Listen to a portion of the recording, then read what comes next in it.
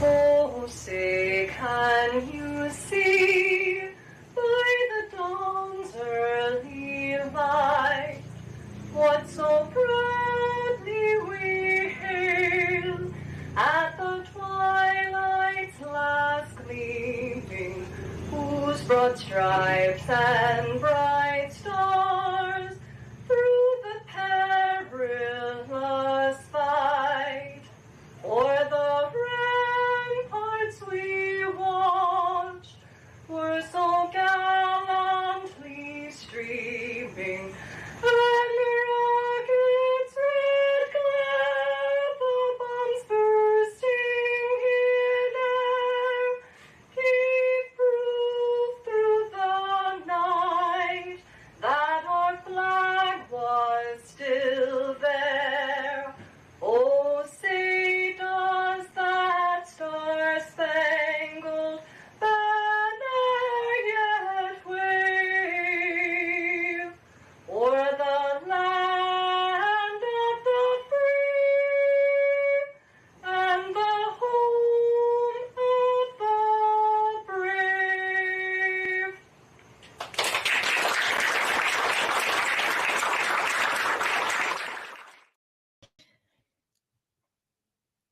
Good morning, everybody. That lovely rendition of the national anthem was brought to you by the U.S. Navy Chorus. And that is from our 5th annual Calling All Veterans Day event that we had at the CB Museum this past year. So I welcome everyone who is enjoying and joined our show today. This is our 5th Calling All Women Warriors virtual conference, where RI Elder Info brings you and your community information for our women warriors, our women veterans of all eras. We want to make sure that we reach the tens of thousands of women veterans that are here in Rhode Island. So make sure that you hit the like button, the share button, all the bells and whistles and social media cues that say, hey, check this out, good stuff. So for those of you who may not know, I am Deb Burton, Executive Director of RI Elder Info, which is a nonprofit here in Rhode Island located right in Quonset. And we are dedicated to bringing information and resources to the community that is going to empower ourselves to age independently, as well as support our caregivers. And we have a special passion for those who have served and those who care for those who have served. Now, to be clear, I don't want there to be any misunderstanding. I am not a veteran. I am not even a family member of a veteran.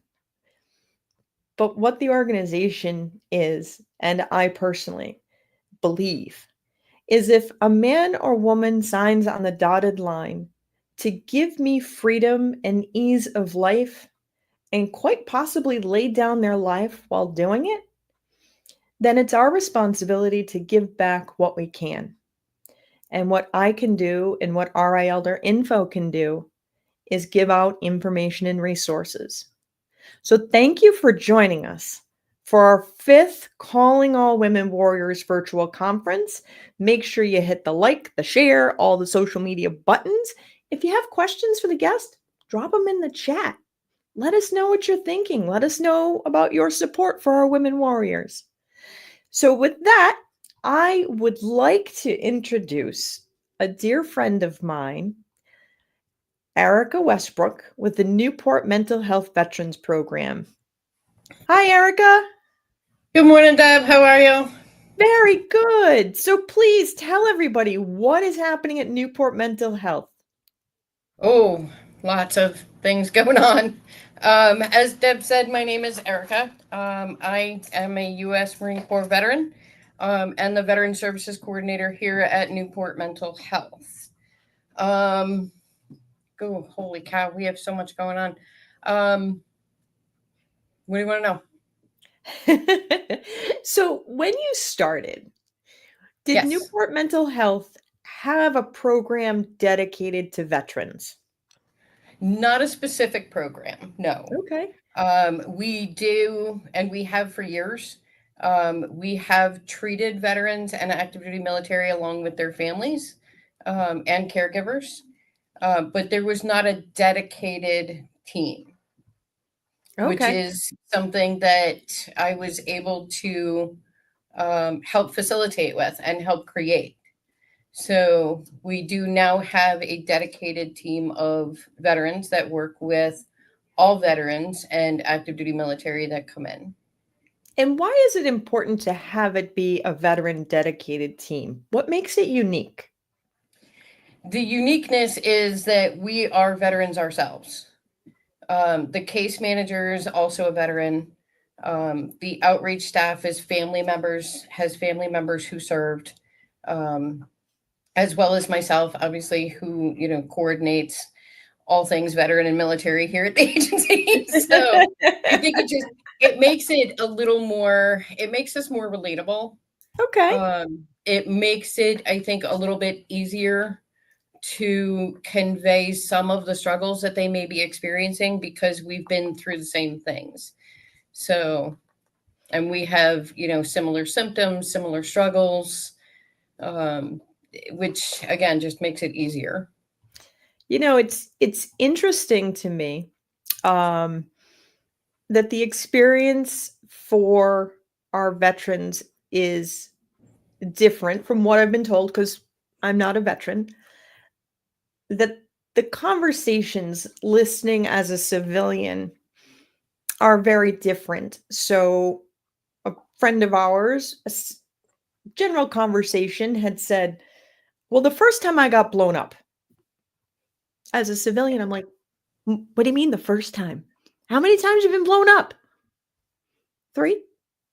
Well, that's one of those things that if she had been speaking with another veteran, there wouldn't have needed to be a clarification. Correct. Like for me as a civilian, I'm thinking like in the movies, you get blown up, you go home. So it's that is correct. Movie magic. It happens that way a lot of times where someone will get blown up or somebody will get shot, and an hour later they're fine and they're going home and they're on the road to recovery. Exactly. Unfortunately, in real life, that is not always the case.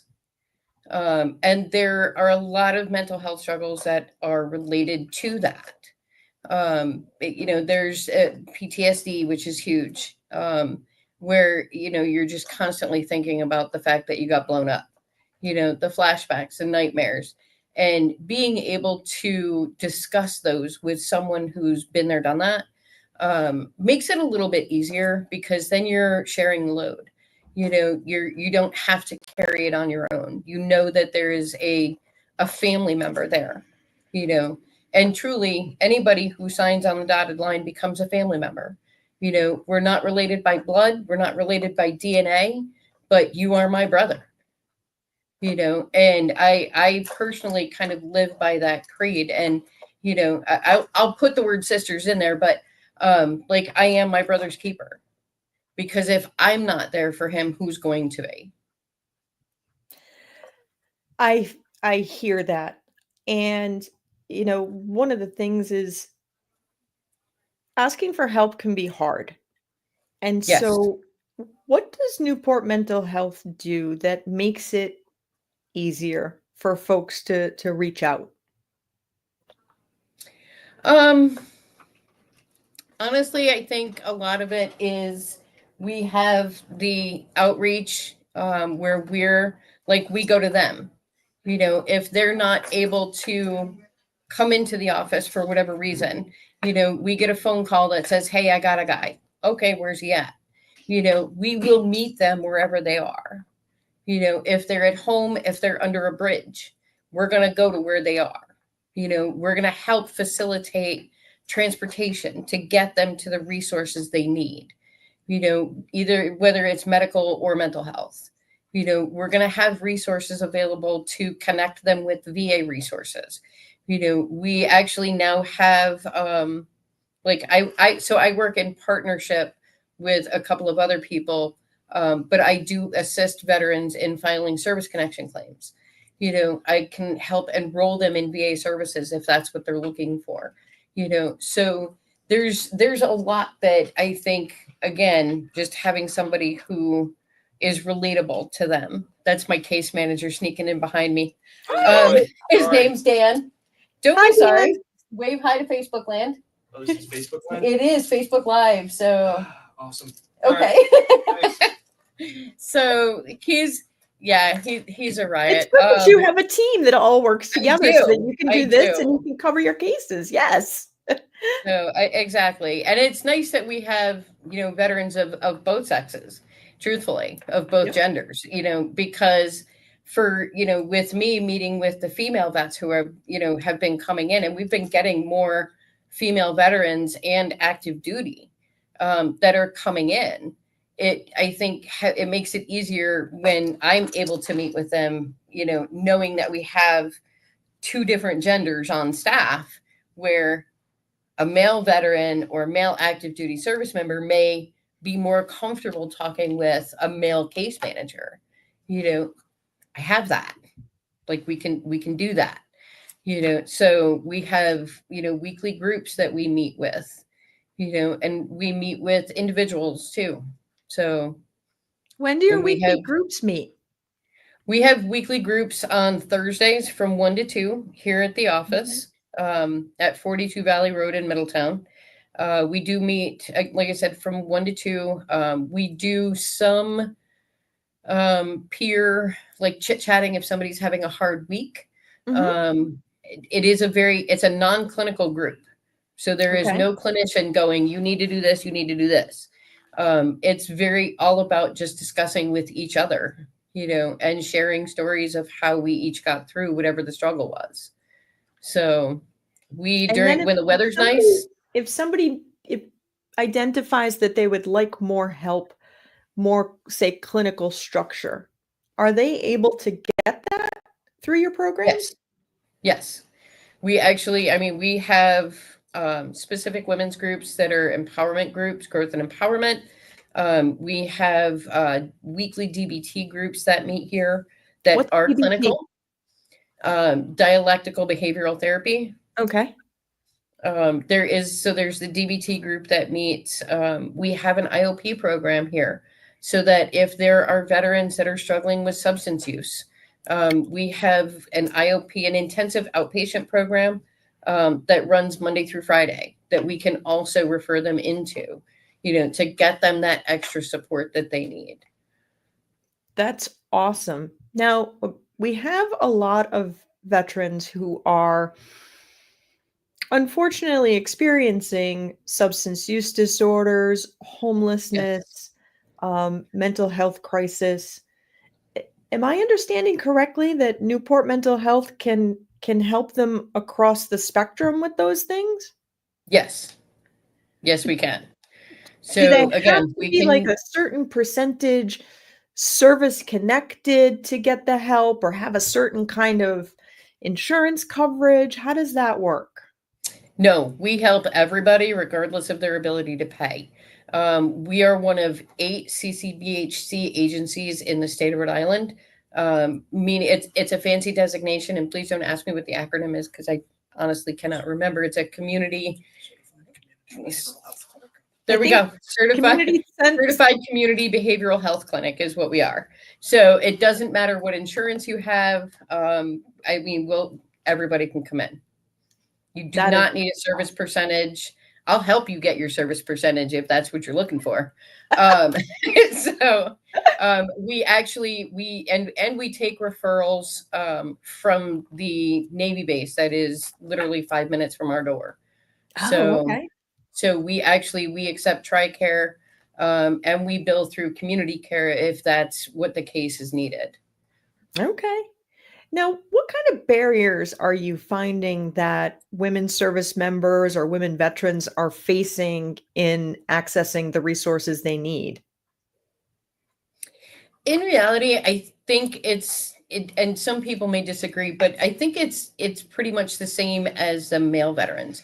Like Okay. sometimes it's childcare, sometimes it's finances to pay for an Uber, So Mm, yeah. transportation. Sometimes it can be like you're just too far from where I need to be. You're just too far from where I live. Like you're in Middletown, I live in Johnston. Okay, let me connect you with the Veteran Services Connected coordinator at an agency in Johnston. I can connect you with anybody, pretty much anybody around the state. So it's nice having the ability to do that. Um, and it's, childcare, and sometimes it's internal. Sometimes it's not a physical or a visual barrier. Sometimes it's internal. Sometimes there are feelings of like guilt or shame, or like I don't need help because I'm just going to Mm. suck it up and get through my day. You know, so and when it comes to those types of military service members or veterans, it becomes a little more crucial to meet them where they're at, and have those discussions and build that rapport and eventually, hopefully, connect them to the services that they're looking for. And you mentioned that you would actually go out and meet people where they're at, even under a bridge. How do people contact you or your team if they know that there's someone in need and they need your team to get out to them? How do they call you? There's a couple different ways, truthfully. Like we've gotten referrals from John Q. Public. We've gotten phone calls from private citizens who've said, "Hey, there's a guy out here on wherever." We get referrals from fire departments, police departments, other organizations, but we also have our Rhode Island Outreach, which is our mobile unit. Mhm. There's typically they go out in teams of 2 or 3, and there's typically a behavioral clinician, a first responder like an EMT, and a peer, who will meet them where they're at, and they can call us either through 988, they can call us through our phone number, the 846-1213 number. We have emergency services that are on 24/7, 7 days a week. Oh, okay. If you call the 1213 number, you just push option 1, and that connects you directly with an emergency services clinician. If they're military or veteran, then typically I will get an email. If we get a walk-in, they'll come and find me and say, "Hey, I got this military person downstairs." So we get referrals from pretty much any way, whether it's phone, verbal, over the phone, or through email, or, somebody just pulling me aside and say, "Hey, I have somebody you need to talk to." We spend a lot of Okay, time. guilty of that one. I can Like, attest that's true. I have done that to you, Erica. That is true. So we spend a lot of time at the community centers, like for the community meal sites, the MLK Center downtown Newport, the local churches that run community meals for dinner, throughout the week. So we do spend a lot of time actually on the street, like connecting with them. That's awesome. So folks can either go to the newportmentalhealth.org website. They Correct. can call the 401-846-1213. Can they call you directly? They can. I actually do have a direct line for texting. The direct line for texting is Maybe we want to hold that and share that. Wait, maybe we want to hold and share that separately so that we don't incite scammers to tell you owe a toll or something crazy. Sure, So I can do that. I have your office as 401-846-1213 extension 1254. Is that the right one? It is. The extension Awesome. 1254 is my number. Awesome, because we know those scam artists watch us too. They I almost kind of feel important that do. the scammers watch me. And Erica, So I mental am health. actually I can actually share that information with you offline. Perfect, because The then I text can number. share it with real people and we don't have any Yes. bots blowing up your phone for you. So, Yes. Newport Mental Health, with all the amazing stuff that you guys are doing, are people able to go on your website and donate or learn about volunteer opportunities to support this Yes. work? Yes, absolutely. Most of a lot of like our outreach work is, and a lot of the work that we do here is pretty much funded by a lot of donations. We are a nonprofit, so it's, you know, everything we do is funded by donations. Awesome. So I get it. Erica, I am so glad that you had the opportunity to take some time and join us today and kick off our fifth Calling All Women Warriors. Thank you. thank you. Just one more quick thing. We do have our next Veterans Coffee Social here in Newport at the Edward King House on March 26th. It runs from 5 to 7. It is open to everyone, veterans and active duty military. Our featured speaker for March will be Carol Silva, who runs the therapeutic Igala program at Medicine Horse Farm in Tiverton. Love it. Send me a flyer and I'll share it out there. I will do. Thank All you so right. much, Deb. It was great to see you. Great to see you too, Erica. Thank you. Thank So, you. my next guest is someone that I met several years ago, and we've recently reconnected because, COVID interrupted everything. So, our next guest is Navy veteran and master grief coach and author, Susan Latai. Hi, Susan. Hi, Deb. How are you? Very good. Thank you so much for joining us. Oh, thanks for having me. Certainly. This is great. So, I was so happy to reconnect with you. Like, COVID disrupted so many things. Yes, it did. And I don't think that I knew that you were a master grief coach. I really hadn't heard of that title before. Can you share a little bit about your journey and what led you to become a master grief coach? Yes, certainly. As you know, I was doing event production prior to COVID, and when COVID hit, it was time to really stop looking for something else and find something that was really meaningful and repurposing my life after my son passed in 2017. In that, I wanted to do something. I wanted to do something to give back to the community. I wanted to do something to, honor him and help others at the same time. I've always been somebody who, takes my own experience and helps other people. So in 2021, I said, okay, it's time. I'm ready to at least put it out there. Am I really ready? Probably not, but let's do it anyway. Like, now, there's no more waiting. And I took the certification and I started, put my shingle out there. So, as a master grief coach, what do you do and how is it different or similar to traditional therapy or counseling? In some ways, it's definitely similar to your typical, talk therapy out there. There's plenty of different therapies that can help someone go through grief or anything else that they're dealing with. My take on a coach is somebody, one, who doesn't take insurance. We therapists do, and we're also not a licensed profession. Okay. We're a certification.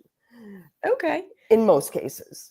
And then I do it definitely different than anybody else does. I think that's the beauty of being a coach, is that you can take it and mold it into what you really want to do with it. And in my cases, I really went down the path of using writing as a modality to help people heal. So I want to come back around to that, but I think when we think about grief, I think we think of it as something that happens after a loss, in particular, say, the passing of someone that we love. But it feels like to me, and I am not an expert, it feels like that there's also grief when life has taken an unexpected turn, whether that is Mhm. a catastrophic medical diagnosis, an accident, a completely unexpected, unprepared for career change. The grief comes in a lot of different ways. But in your role, how do you define grief? I define grief as any loss that was unexpected. Okay. And it really, you hit on pretty much all of the different kinds of grief that we go through in our lifetime. You know, it is a form of grief, but we seldom use the word grief associated with it. A lot of times we don't even really recognize that there's a process to go through to heal that, despite what it is, whether it's a job or we just kind of go through the motion, go, yeah, yeah, yeah, and you kind of stuff it down and don't talk about it. Or you talk about it a little bit at first and then you just move on. But it's still lingering there because you never actually took the time to go, oh, how do I feel about this? And because the only way to get to the other side is through it. Yeah. Unfortunately. Yeah, you And have to feel it to heal it, as I've heard Oh, I somebody like say that. I've never before. heard that I one. forgot where I heard that, but I heard it somewhere. Yeah, that's a good one. And I think sometimes when people don't want to process, Yeah, that's when we maybe see some of the substance use disorders, some of the other absolutely. issues that, Erica was talking about, where, Mhm. being someone who serves in the military or as a veteran, there's a chance that you have experienced events that may cause grief, whether it is Yeah. something as serious as losing friends and, Mhm. and comrades, or Absolutely. injuries of war, or even not being able for whatever reason to move forward in your career, Right. or coming home and not finding that you had the same camaraderie as when you were in. Yeah. I So think the biggest thing there is for people coming back after they've served, and depending on where they served and how long they've served, it's coming back going, okay, who am I now? And how do I fit into this civilian world? That is really, really difficult to process sometimes and to figure out. So, what are some of the, say, most effective ways for coping with grief? We know it's not alcohol. We know it's not drugs. Those are not effective. Numbing does not really work. I can vouch for that. I've been there. One of the most effective ways that I have found is writing, and that's why I use it. It's just so cathartic and healing, however you do it, whether that's journaling, whether that's writing your story out, however you want to do it. It's just a way for us to purge whatever's going inside our mind or in our hearts, because our minds and our hearts are not always incongruent. Your mind might know one thing, like if, let's say somebody was sick and they passed. Oh, we know they're no longer suffering. I'm happy about that in a sense. But then the heart's going, yes, but I miss this person so much being physical here. I miss that about them. So it's a lot of times it can be a struggle between head and heart. Yeah. And getting those details and those emotions and those thoughts out on paper so you can really process it. And it's a healing journey. It's not a destination. We talk about life as being a journey. Don't just look forward to that end goal, but enjoy the journey, or know that this is a journey. I can't imagine my grief process will ever be over. Like, I'm going to come to a point where, no, I don't miss him anymore. I'm not going to be grieving. It's something that we learn to live with. Yep. And it changes over the course of time, the more you process and everything else. And And for those folks who are friends of someone who is grieving or a community member, what advice can you give for those around people? Be there for support. Do you want to talk? And just listen. Listen. Do not attempt to fix them because they are not broken. Just listen. Be there for them. Check in with them just to see how they're doing. You know, get them out of the house if you can. Get them to, you know, communicate. Get them back in the community when they're ready, because in the right community can be extremely healing as well. I think that's one of the things we really lack is community. Yeah, in a lot of ways. Yeah. And being in service, you know, being a veteran, you miss the community that you had when you were active duty, because it was like being in school, like being in college or being a child. It's like you were around the same people all the time. Yeah. So it was very easy to form friendships that last a lifetime. Yeah, I can understand that. And then you return home And and things change. none of my friends understand me anymore. Yeah. Yeah. So one of the things you do around that creation of community and camaraderie, you have a program, and your program has developed some really cool books. Can you share about that? Yeah, so it's a healing arts program, and it gives the community the opportunity to share their stories, whether that's about themselves and whatever they've been through, or whether it's about a loss of a loved one and their grief, however grief is entwined in it. And we do it in community.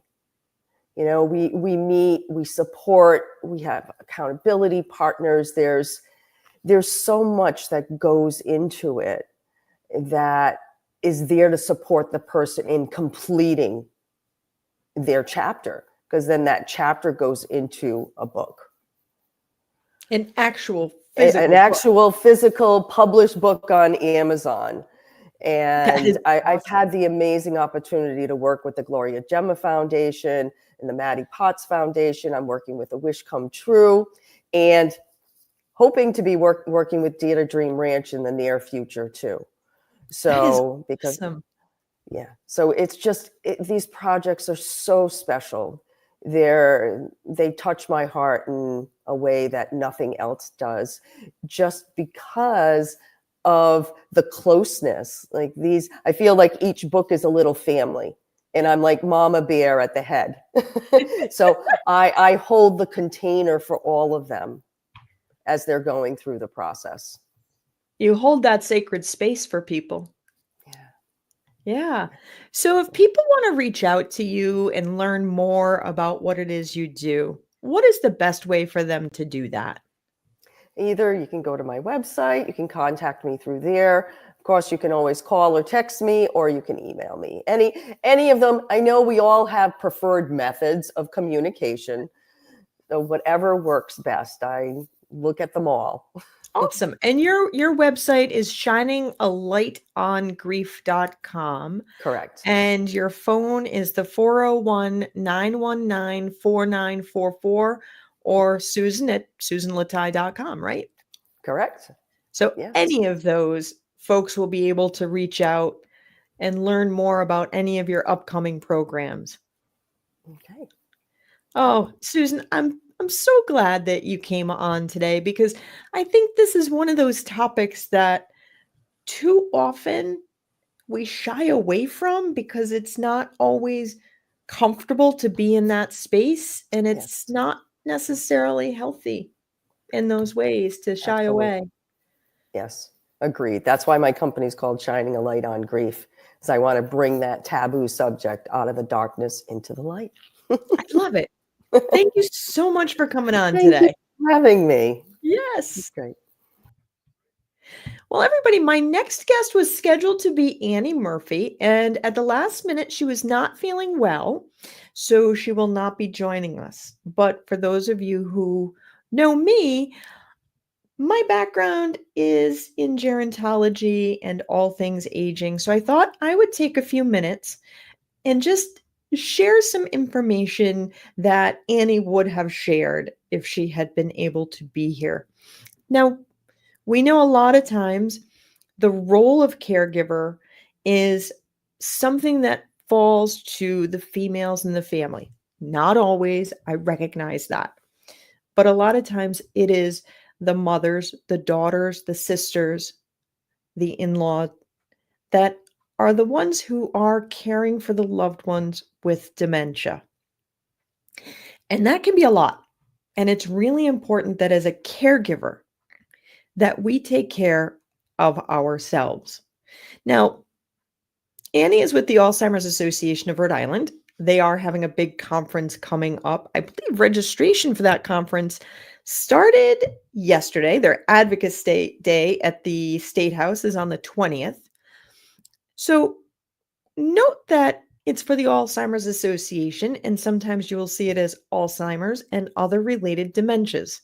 So I wanted to take a quick minute to say, when we talk about dementia, dementia is a symptom of a cognitive illness. Something's going on in your brain.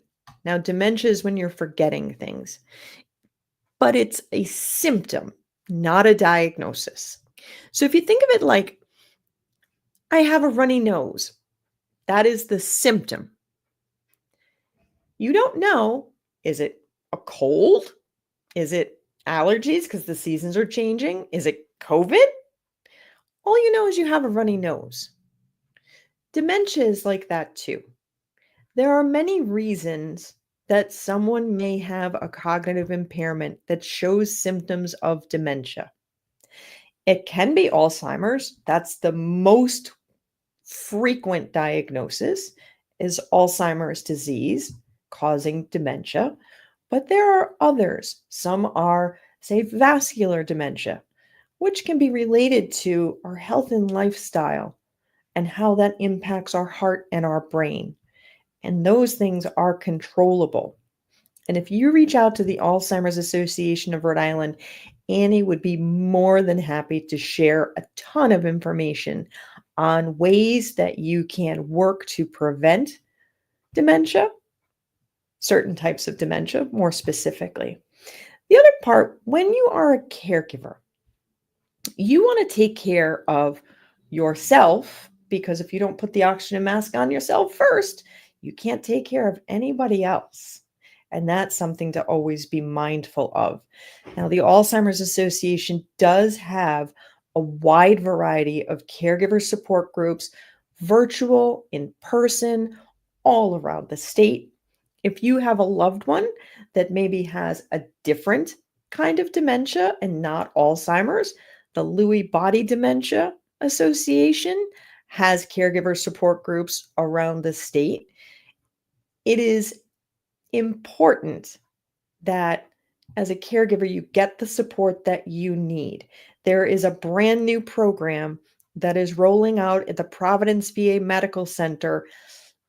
I have to double check and I'll post it in the comments later today. It's possibly next week, where veterans who are caregivers can now receive support at the Providence VA Medical Center. And I know you're saying, but wait, Deb, the Providence VA Caregiver Support Program has been around forever. 100% true. And usually that caregiver support program has been focused on the caregivers who are caring for veterans. That program previously was not structured in such a way as to support veterans who were caregivers for civilian family members. And coming up in the next week or two, and I'll drop it in the message, that is changing. And you can reach out to their team. They're going to have regular coffee hours for veterans who are caregivers so that you can get the support that you need. So a lot of really great activity is taking place. A lot of great resources are available. And if you can, register and come to the 14th annual Caregiver Journey and Research Conference on April 17th. There really is nothing like it. Not only do they have amazing speakers throughout the day and breakout sessions, they also have, I want to say, roughly 60 different resource providers that you can meet with. So if you're not sure what might work better, you have an entire buffet available at this event. Best part, or at least besides the information, it's free. So check out the Alzheimer's Association of Rhode Island, register for their conference, because it's a great way to get the information to support you as a caregiver or to support individuals who are experiencing their own journey of Alzheimer's or dementia. So glad Annie was able to share information ahead of time, and we wish her well. So my next guest is Sage Maker of the Veterans Benefits Administration down in Providence at the regional office. Welcome, Sage. Hi, Deb. How's it going? Awesome, Sage. So I understand you have a PowerPoint. I do. I'm going to let you just take it away, and I'm going to drop off screen, but I'll be here. Don't worry. Okay, perfect. I'm not sure what's going on with my background right now. Yeah, that's okay. All right, we're just going to roll with it. That's it. Okay, so first, I just want to thank you so much for having us and allowing us to be a part of this virtual resource fair for veterans. It's great hearing from all these wonderful organizations. Also, Deb, I just want to thank you for putting this event together and for everything that you do in the community. For our veterans, you're really a force to be reckoned with. So for those of you that don't know me, like Deb mentioned, my name is Sage Maker. I work for the Providence VA Regional Benefits Office, and I'm actually co-presenting here today with Tracy Quinton, who also works at the Providence VA Regional Office. She's an MA for the director's staff. We are both veterans. I am an Air Force veteran, and she is an Army veteran. Everybody want to say hello, Tracy? So we just wanted to go over some of the benefits at the VA, specific for women, and kind of show you some of the resources and services that are available for you all, so you guys can maximize your benefits. So next slide, please. So maximizing your benefits. So women are the fastest growing group of veterans, and the VA is adopting its programs to meet the evolving needs of this growing demographic, ensuring that women veterans receive the support they deserve. The VA offers comprehensive benefits and services tailored to women veterans. These services are specifically designed to address the unique health, social, and economic challenges faced by women veterans. This presentation, we're going to cover things like healthcare, disability compensation, education, employment, housing, and other vital resources. It's really just to kind of be a broad overview of some of the services that you might be entitled to. And by utilizing these resources, we're hoping that women veterans can take full advantage of the support available to them, ensuring that they lead successful and fulfilling lives both during and after service. Next slide, please.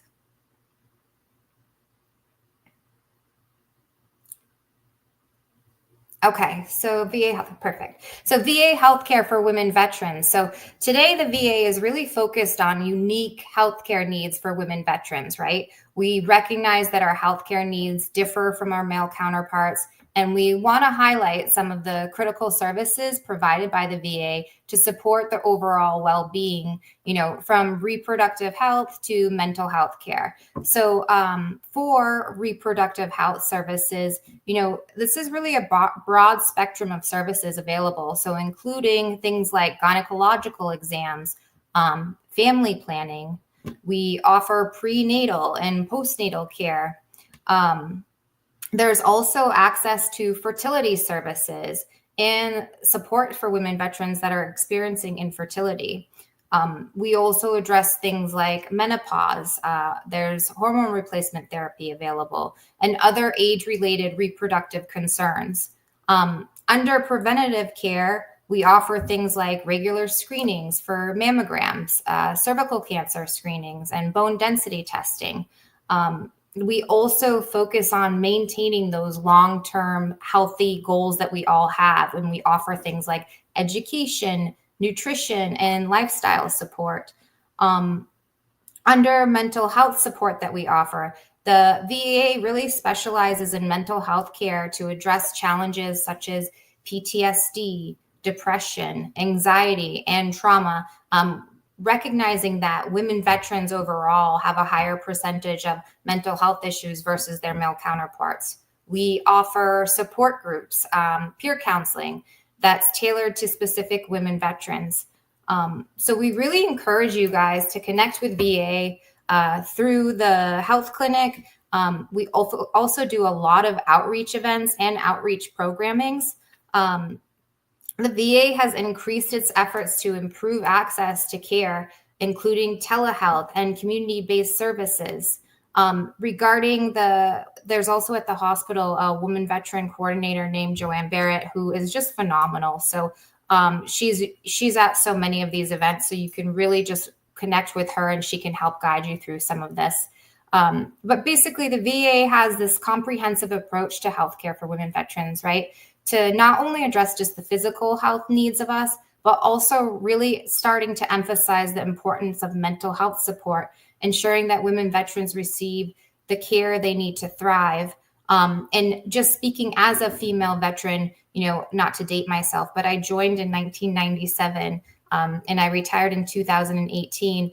And I just during that time and then ongoing treatments, I've seen such a substantial improvement in really kind of tailoring the needs that women veterans have.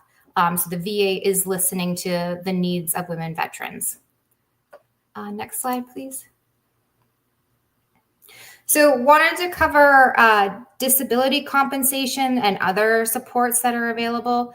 So disability compensation, what that is, it basically provides financial support to veterans who are injured or become ill due to military service. And this benefit is designed to compensate for the impact their service-connected disabilities have on the veteran's ability to work and thrive in their daily lives. So veterans with physical or mental health conditions that are linked to their time in the military are eligible for disability compensation. And based on the severity of the disability, which is rated from 0 to 100, so basically the higher the rating, the greater the financial compensation. And conditions that are covered under that can really range. So it can be anything from a broken bone or PTSD. It could be a chronic disease like diabetes or conditions developed due to toxic exposures, things like Agent Orange. To apply for this, veterans have to file a claim with the VA. So you can do that online through va.gov. You could mail in your application, your claim. It's a 526EZ is the form. You could also work with a power of attorney or a veteran service officer to submit an application for this, or you could apply in person. And we are located at 380 Westminster Street in downtown Providence. There is parking lots all around. You do have to pay to park, unfortunately, but there is parking available. And we have this amazing public contact team that is available from 8:30 to 4 p.m. for veterans to come in and file a claim. And our public contact team is trained in addressing everything that veterans have concerns with regarding their claims. They're able to look up their files and really give them on the spot information and help. So MST. So what MST is military sexual trauma, and MST refers to experiences of sexual assault or harassment while serving in the military. This includes both women and men and can have long-term psychological, emotional, or physical effects. Veterans who experience MST may be eligible for VA compensation, even if the trauma occurred years years ago. So the VA provides specialized mental health services and counseling for MST survivors. And filing a claim, you don't have to have formal documentation of the incident, but veterans must show that the trauma occurred during service and impacts their health today. The VA also offers MST-related care and private support environments to ensure veterans feel safe and they have their privacy.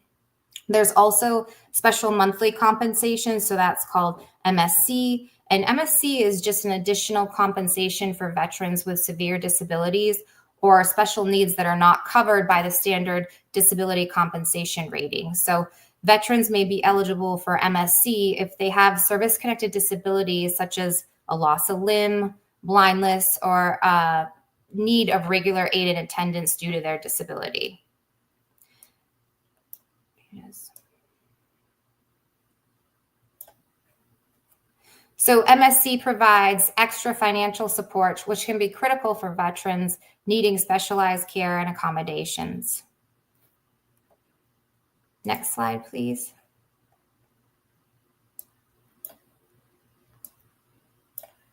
So education and career benefits, I can't stress this enough. These are incredible benefits that are offered to veterans, and I think a lot of people don't really know about them or take advantage of them. But the VA does provide educational career benefits to support veterans transitioning to civilian life.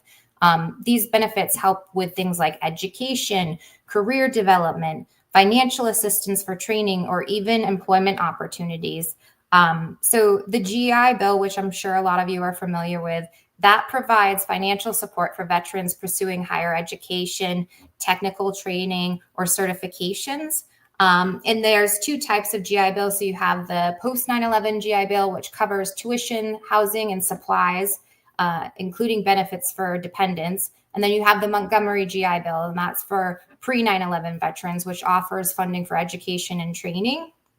You also have vocational rehabilitation and employment, or VRE. And VRE helps veterans that are service-connected with service-connected disabilities find meaningful employment and gain necessary skills.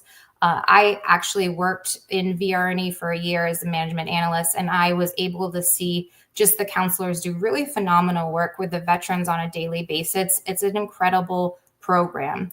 They provide career counseling, job training, job placement assistance, and disability accommodations.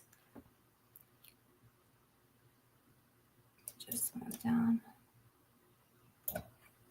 So veteran employment services, these resources help veterans find civilian jobs and succeed in the workplace. Just some of the programs that you might already be familiar with is Vet Success on Campus, that supports veterans in school and their career paths. Our local Vet Success on Campus counselor is Michaela Black. I don't know, she has this name that a lot of people have heard of, so you might have heard of her. She does phenomenal work with veterans. We also offer VA employment workshops, which focus on jobs, search skills, and interview preparation. So we really we encourage you all to take advantage of these benefits to enhance your skills in your career. These are things that are available to you. If you just reach out to the VA, they can point you in the right directions of what you might be eligible for. So I'm going to now pass this over to my coworker, Tracy Quinton, for the additional slides. Thank you, guys.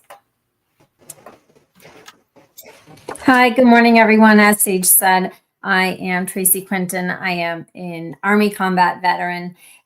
Again, dating myself like Sage, I joined in 1996. So I'm just going to go over some stuff. Some of it will be a little bit of overlap of what Sage already went over. So if there's anything repetitive, I apologize. But again, it's always nice to hear something twice so that you don't forget. So the slide here, the next slide, please, is about housing and financial assistance. So those things include things like VA home loans, housing grants, and emergency financial assistance. We understand that the economy right now is very difficult for a lot of people with the rising cost of everything. So that can also include things like temporary housing, vouchers through the Housing and Urban Development, HUD, as most people know it by. There's homelessness and prevention support. But also, if you're looking to purchase a home, There's 0% down, which is a huge benefit.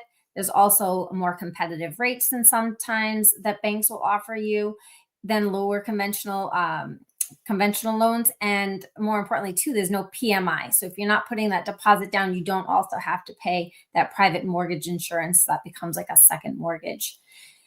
So that is what I have for that slide. If you can go to the next one.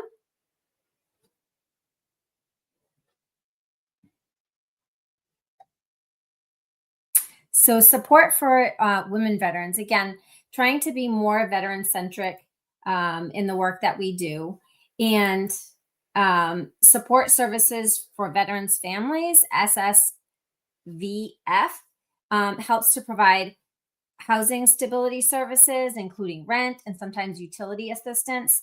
And another huge one is child care assistance. This is limited, but certainly ask about it.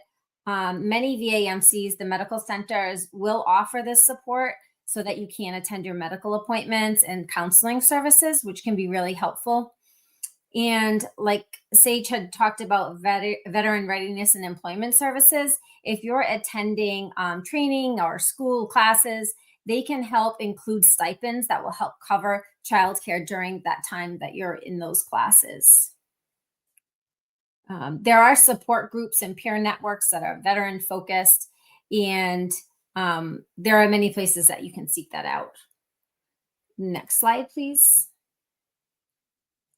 I think Sage had talked about the VA Form 526EZ about applying for compensation benefits. So all those things, those forms and ways to apply can be found at the va.gov. A lot of people might have heard about the e-benefits. They are phasing that out, but if you do find that and click on it, it will send you to the VA the va.gov site. And again, applying for benefits isn't just disability compensation. It's only one part of it. Those benefits include, healthcare benefits, education, housing, even a surviving spouse, cemetery benefits, and each business line has their own way to apply their own forms. And again, you can always call. There is a hotline. There's a number here too.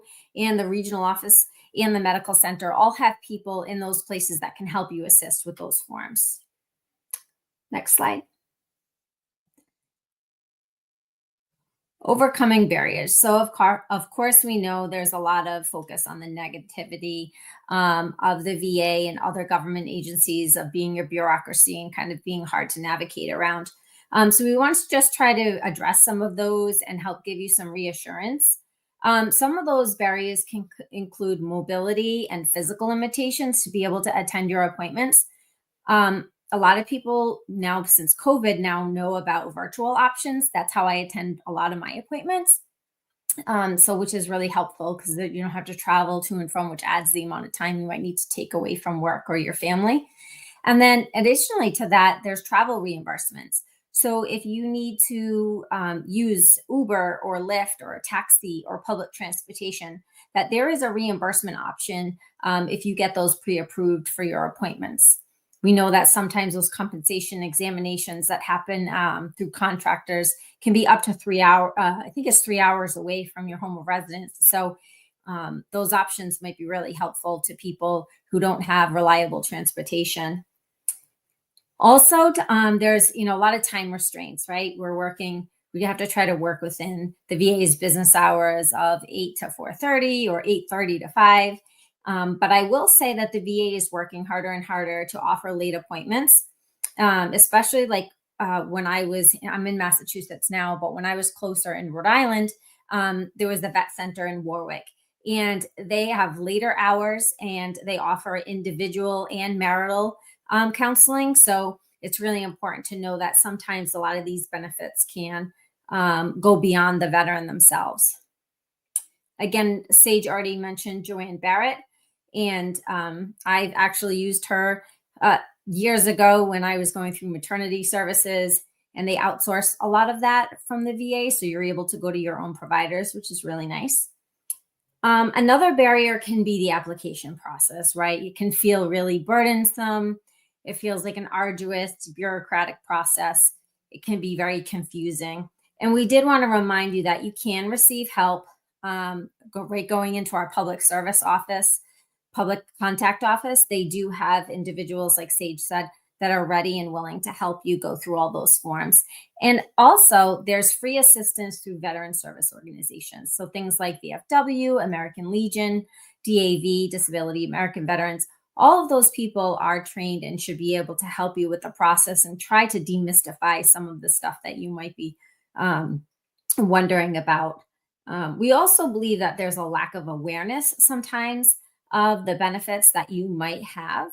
So things like today and other events that that they have around are always beneficial to go to, because you can have that one-on-one conversation with these subject matter experts, attend these things so that you can kind of get that more personal approach to find out what you're eligible for.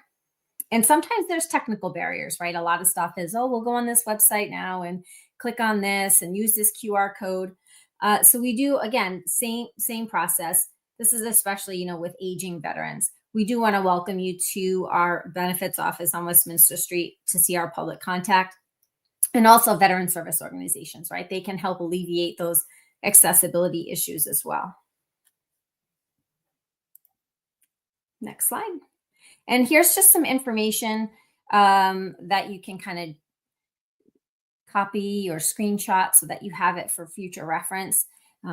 You served, I served, we served, and we deserve the benefits that we received. A lot of times there's a lot of stigma about receiving benefits, but please know that you've earned all those benefits. We encourage you to take advantage of all of them, and hopefully you can get answers to your questions and have these discussions with all of the phone numbers and email addresses and the people that we've given to you as resources. And I just wanted to thank you for all your time today, and hopefully you could find this information beneficial.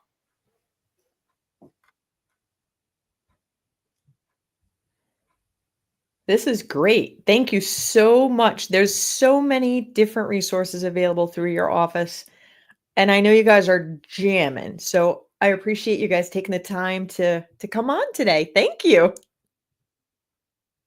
Thank you so much.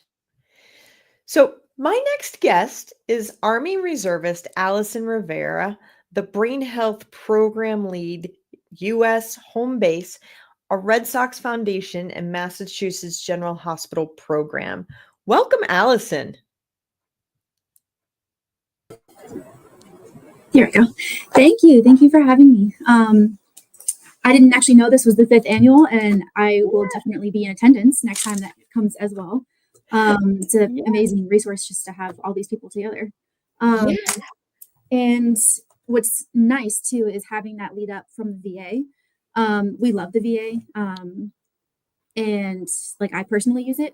But I know that there are eligibilities, or like some service eras or some discharge statuses aren't eligible to receive those awesome services that they have just due to the volume that they are dealing with.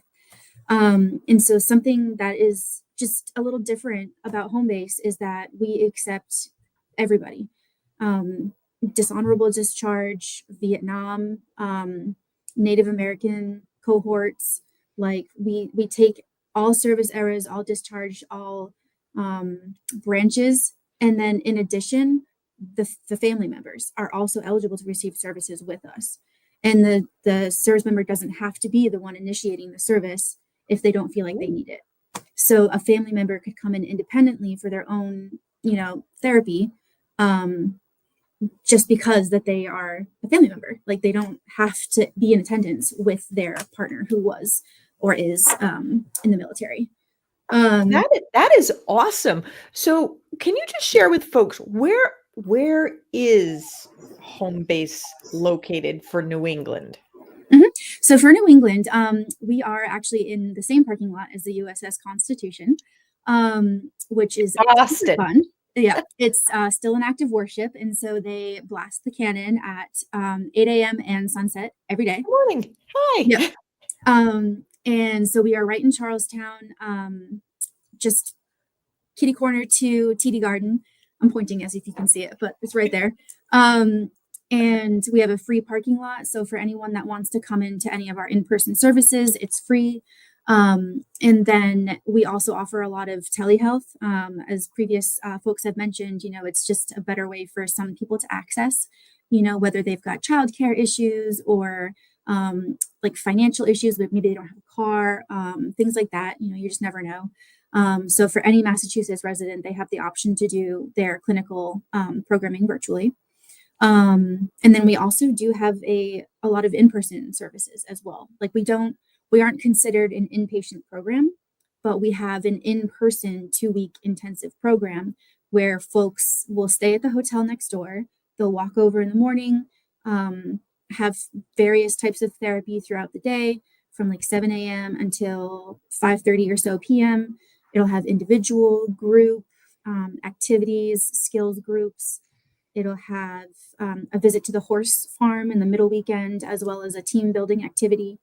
And it's all about, we like to call it tools for your tool belt. So it's not necessarily a cure-all, but it's to let people know that they're not alone. Other people are here having had similar experiences or similar reactions to things outside of the military, like once they're out. As far as women veterans, we offer, should it be requested when they're screening, like all women cohorts, for example, like we have one now, and next group we have an all women's special operators cohort coming through for our 2-week program. And that's just for various reasons. Some people, they're just want other like-minded women.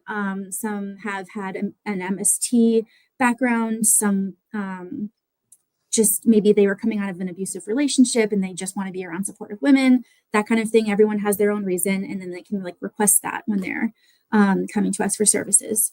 I'm also just realizing I didn't introduce myself at all at the beginning. Oh yeah, Got ahead of myself. Okay. My name is Allison. I am one of the veteran outreach coordinators, recently transitioned to the brain health program lead. I am currently an Army reservist, and so I'm still serving. I've been in since 2012, 2 deployments. And what's nice, I know Erica actually mentioned it in her presentation as well, that something that's beneficial or different about home base is that the very first person that any veteran or service member or family member is going to be in contact with is going to be another veteran. So our veteran outreach coordinator team are all veterans, or every provider, IT tech, case manager, social worker, nurse, everybody in this building has gone through military culture training. And most of them have a military connection in their lives as well. And we have an entire family support team made up of either dual military families, or military spouses, or military parents, whose kids are away, and they have that sort of additional support aspect to give to people that come here. Yeah. And something else like that's just removes another barrier is that home base is free. Not a lot of people know. We love free. We love free. It's our favorite price, free 99. But so like we do charge insurance if people have it, but they're never going to see a copay. They're never going to see any kind of bill, and any insurance counts. And if they don't have insurance, we just cover the whole bill. So we raise a lot of our money through fundraising and donations. But also we have a huge amount of support from the Wounded Warrior Projects, Wounded Warrior Project and the Red Sox Foundation. And that's kind of how we got our start, is after we won the World Series in 2007. The Red Sox chairman, Tom Warner, went to Walter Reed to visit the veterans and service members who had been injured after service, or during service, and they wanted to do something. And so they collectively paired up with Mass General Hospital to create home base. Wow. And correct me if I'm wrong, home base is the one that allows veterans to actually go on the baseball field and run the bases, right? Yes, it is. And so upcoming every summer we have, it's called the Run to Home Base. So it's a 5K, or there's an optional 9K as well. And they also do it. You can participate virtually should you choose. So anywhere around the world, you can fundraise for it and just participate. They have a whole day of like ceremony and testimonials from people who have come through the program, support from like legislature.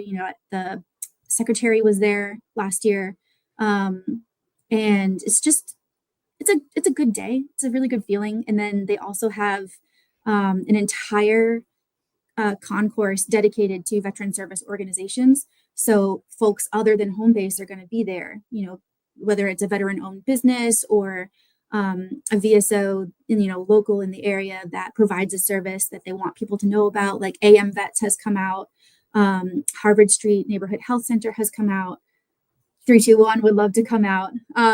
We've got so many people at Team Rubicon has been there. And it's just a really lovely day. And then you run it, you have great fun, you finish, you cross Homebase, you get your photo taken, they post it. And then there's the game later that day. I have always heard really wonderful feedback about that event. Now, Homebase, you're funded by the Red Sox Foundation. Go Red Sox Foundation. Do you also need sponsors, donors, volunteers?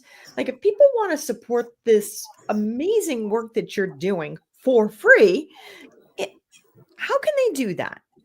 Absolutely. We are always looking for volunteers and also like fundraisers and donations and things like that.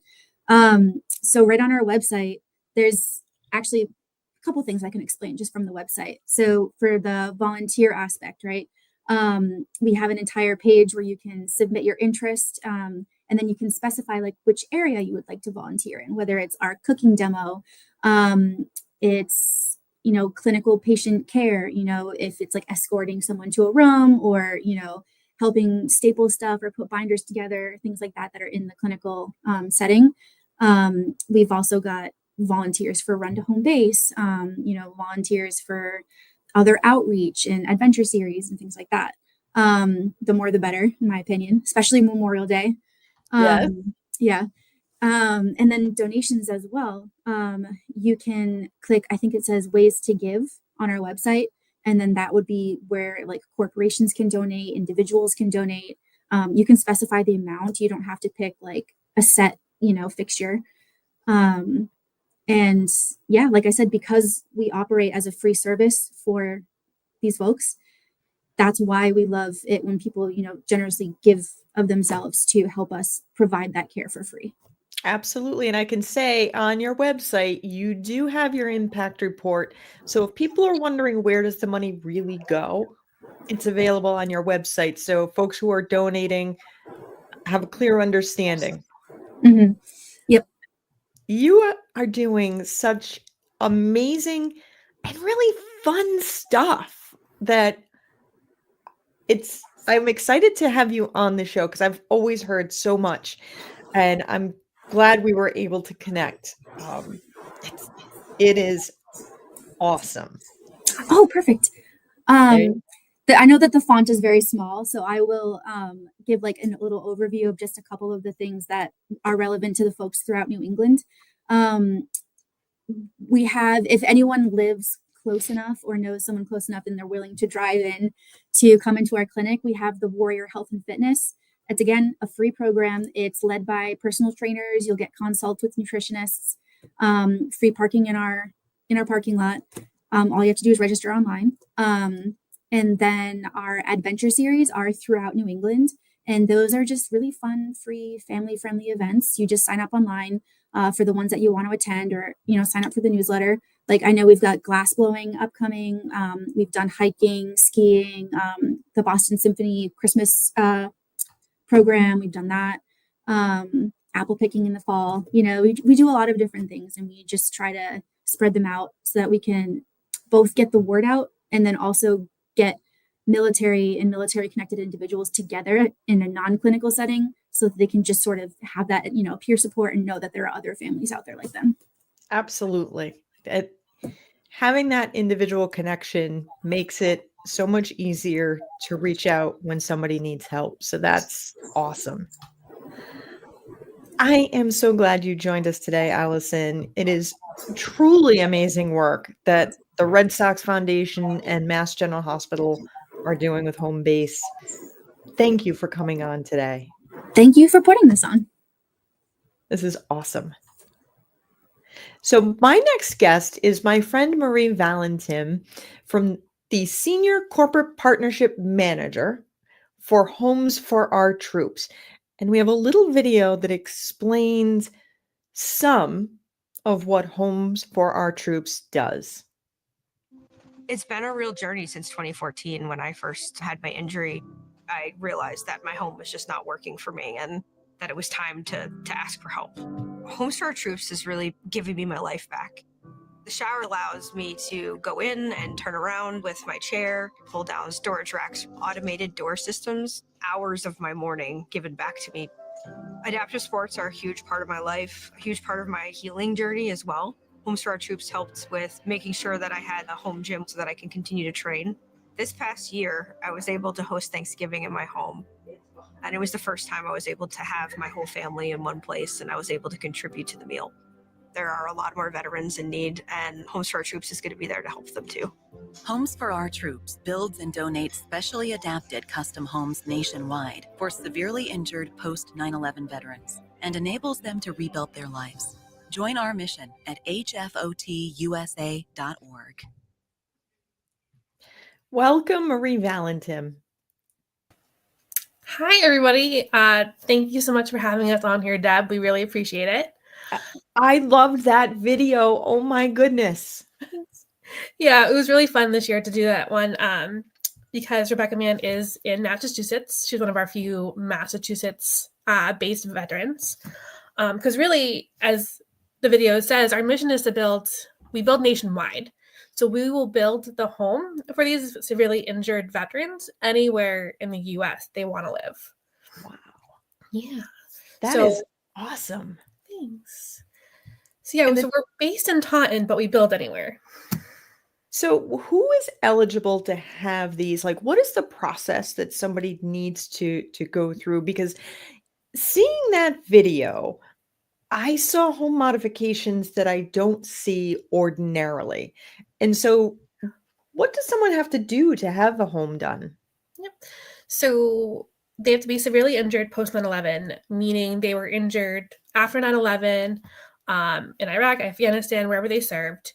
And to qualify for Homes for Our Troops, they just have to be eligible for the SAH grant, or the Specially Adapted Home Grant, which is awarded through the VA.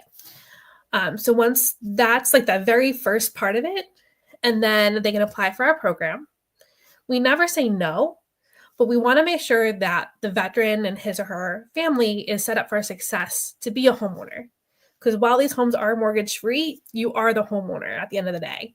Okay, so you still have to handle like I don't know, if your plumbing has a leak or a tree falls on the roof kind of thing. It's still on you as the homeowner. Right. And so because of that, we offer free financial services to make sure you are set up to be successful in that home. And one of the fun things that we offer is that person stays with them throughout their, getting the home, and 3 years after getting the home. Oh, wow. To make sure that they are really set up to, as we say, rebuild their lives. They gave so much to us going and serving our country. So while we build them a mortgage-free home, and that's amazing, we want to make sure that they get that home and then live their lives with no barriers. That I love that.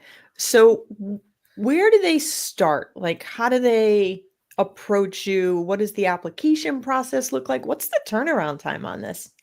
So we have an intake team. We say we're small but mighty. So our intake department is 2 lovely ladies who will take a look at the application, and they will reach out for any additional resources that they need or information they need from the applicant. From there, you go through that application process, and the final step is coming to my favorite part of the job, which is our Veterans Conference in Foxborough. So we invite 8 or 9 veterans to come in with their spouse, caregiver, mom, friend, whomever, and they get to meet us in person, and we make sure we're a good fit for them. So, I love it. So it's It's not like some, I don't know, an office someplace making a decision. It's like real people face to face. yes. So once they, we say, welcome to the family, we're going to build you a home. It depends on the veteran and how, like some veterans like, hey, we just want to live in this big area. Some want to have like a very tiny dot on the map they want to live. So it just, takes us time to find land. But once we get the land and we hire a local general contractor to build the home. Mm-hmm. And from there, it's about 7-8 months until they're in the home. So I think overall, our timeline is about 18 to 24 months. So you handle the whole shebang of getting the land, getting the house, all of that. Yes. Yep. So we have an internal land team that their only focus is to find that land, make sure it's engineered, do all the engineering plans, because obviously, so we build our house, it's a slab, so there's no basements, there's no stairs in the home at all. And so we have to make sure that the plot of land is relatively flat. We have an in-house realtor who does all the transactions. We have an internal construction team that covers different areas of the country. And then you have us in development who raise all the money to do this. That's amazing. So when you identify the veterans, how many homes in a year are you able to provide? Is it just one, or how does that work?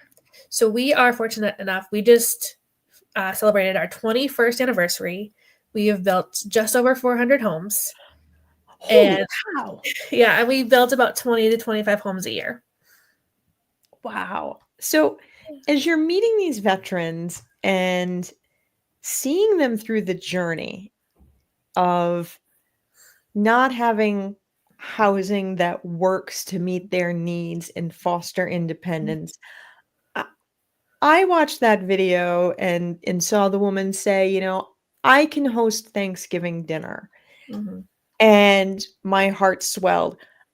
How do you hand over the keys and not just be crying your eyes out with joy? Like, that's amazing.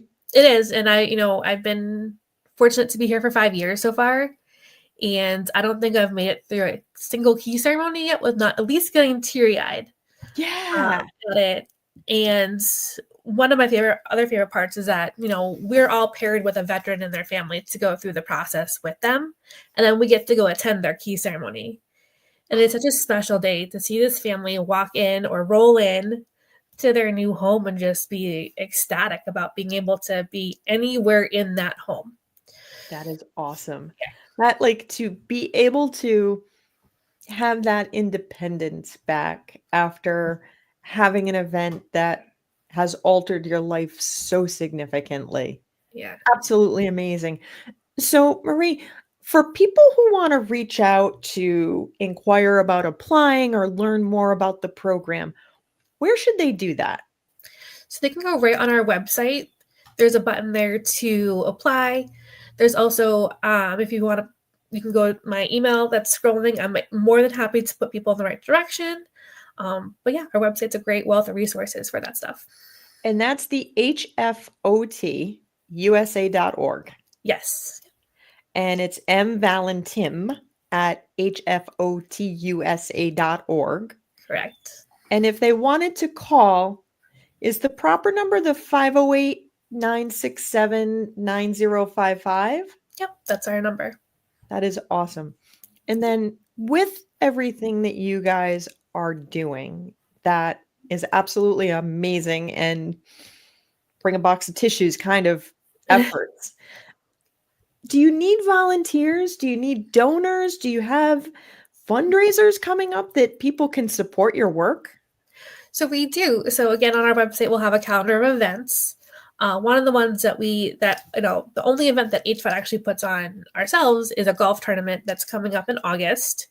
So again, if anyone's out there is interested in being a sponsor for that golf tournament, you can reach out to me. I have the packets available. We also are just about to buy land for another Massachusetts veteran. So keep an eye out for those, because for every build, we have 3 events. We have the community kickoff, which is a modified groundbreaking. Yep. So it's where we introduce the community to the veteran, his or her family moving in. because we really want that community to embrace the veteran and their family. And then we have a volunteer day, which is our modified, it's a landscape day. So come out, lay sod, mulch, plant some trees, plant some flowers, make it look pretty. And then we have that key ceremony, which is that, ribbon cutting, here are your keys to your new home. I love it. I love it. This is so amazing, the work that you're doing. Thank you. I really appreciate, with everything you have to get done with a small team, I am grateful that you were able to come on today and share the amazing work that you guys are doing. This is so powerful. Thank you so much for having me. Thank you. So my next guest is U.S. Air Force veteran Mel Bloom with the 350 Girls. Welcome, Mel. Thanks for having me today. How are you? Good. I'm glad to be here, and I'm really excited to hear about some of the other programs that have been going on. It's been an amazing morning so far. Yeah, I'm glad that you've been able to join us. So I think one of the leading questions is, what is 350 Girl? This is actually probably the most important question we get, and we're getting that question a lot lately, where, you've seen us pop up at resource events all over New England, and everyone's like, well, how are you a veteran resource? And as has been proven in the last few weeks, history is a resource. And what we do is, our mission is to make that history accessible and visible to women and to the public. And actually, I think I have a slide. You'll have to forgive me. This is my first time letting someone else run the slide. So next slide, please. There we go. So this 350 Girls came about because when I was in basic training, a lot of these history topics that are so important to understanding women's service just were not being covered. And I had no idea about the women who had paved the way for me as a veteran. So if I can go to my next slide, please. Kind of brings me to this question, how is history and education a resource? And in the last couple of weeks, where we've seen that things are changing in how this history is presented and perceived, it's really important that our group can come in and provide access to that history. Because you can see here, women have served in the American military since the beginning. I mean, most people know Deborah Sampson. I think a lot less people know there was actually women who served as employees of the Army, not necessarily Army members, but employees as sutlers, nurses, laundry. So women's military history goes all the way back, and it's important that there's a record and accessibility to that history. Next slide, please. And I saw one of your questions that you had asked us about is, how is history a resource, and how is there a challenge, and how is there a barrier to history? And I'm not going to get political, but I am going to point out that in recent weeks, we've seen a lot of removal of women's history. And, you think about like the 6888 movie that just came out in December, everyone's been trying to research the WAC and trying to Google and be like, hey, I want to know more about these women. And that information is no longer easily accessible. It's already not in museums unless you go to like the Women's Museum at Fort Gregg Adams. But what we do, and what we've been doing even more so in the last few weeks, is trying to maintain this history and trying to maintain like databases and visibility. But women do have kind of a unique challenge, especially lately, in that you just can't exactly Google search, the Women's Army Corps, the 6888. You'll get some things, but a lot of things have since been removed. And that includes events. A lot of events that we normally attend were canceled, or we've been told we can no longer do, or there's no longer funding for. Next slide, please. So I've said visibility, I've said accessibility, and the way we do this is we have a couple of different things that we do. We've been really focusing on accessibility in the last month or so, because with web pages coming down and all these conversations that are happening around, women's history, it's been important for us to make sure that people are still having access. But our normal lineup of programming, we go to resource fairs like this one. We do a lot of living history. We have a pop-up museum that we bring. We do presentations and lectures.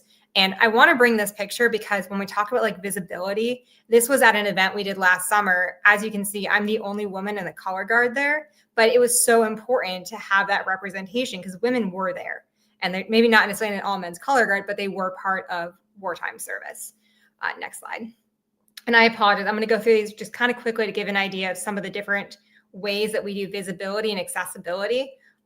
This was the Air Force Ball at Hanscom last year. We were invited to set up and talk to the next generation of the Air Force, which was my branch, about the kind of history that I never heard. And a lot of people were coming through and going, I never heard of this. This wasn't in training. So that was a big piece of visibility, is making women's history and women's time in the military visible to the next generation. Next slide, please. Another thing we did last year, we worked with a 100-year-old women's Marine from World War II. She was not in the Women's Memorial, and we met her through an event and coordinated with the Women's Memorial to get her registered, but she also got the Living Legend status for being a World War II veteran. And I got to meet her and talk to her and learn about her history, and now that history is preserved for future generations. Next slide, please. Couple of shots of our travel exhibit. If you've seen us at an event, you've probably seen this. We have an original, a growing collection of women's uniforms. And for me personally, it's the best feeling when someone comes up and goes, that's my uniform, or that's my branch, or hey, I didn't know that. So these are some of the things that we do. We'll go to like conferences, schools. We're going to be at the New England Air Museum this weekend with aviation uniforms. So we bring this anywhere we have an opportunity to. Next slide, please. Now, accessibility, that has been our biggest challenge recently, making sure that we are, there's platforms and opportunities for us to share this history.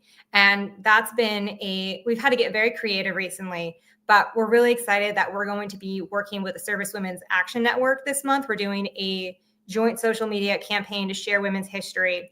And we're also launching a bi-monthly or twice a month with GI Jive Radio to focus on women's World War II stories. And I actually just confirmed this morning, we are going to be setting up at the Massachusetts State House next week for Women's History Month and bringing our travel exhibit. So making that history easy for people to find who may not otherwise have the option to find it. Next slide, please. And this has been, I think, the biggest change for us in the last couple of months is that we have now started hosting our own events, which has become quite critical due to some of the changes. So we hosted and coordinated the 688 screening across Massachusetts.